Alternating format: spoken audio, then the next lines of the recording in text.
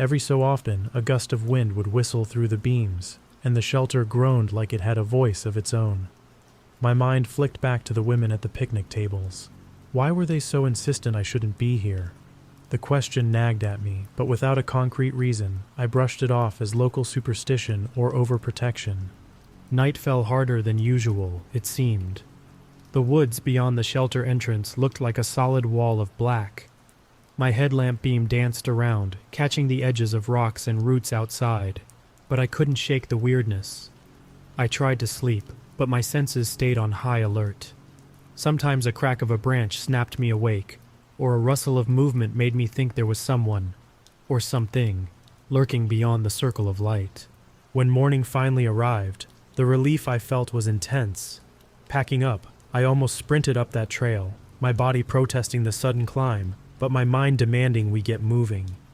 With each step, the weight of the place seemed to lessen, replaced by fresh air and the promise of Duncannon's comforts. Still, I couldn't completely shake a lingering unease, like I'd just crawled out from under a dark cloud.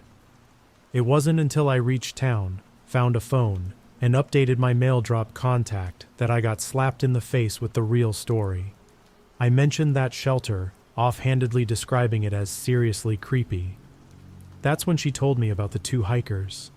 They'd been southbounders, having a friendly chat with a random bar patron in Duncannon. Later that night, this same patron had followed them to that very shelter, waited until they were asleep, and murdered them. Hearing it made my stomach twist, replaying every odd vibe I'd felt, every unsettling sound during the night.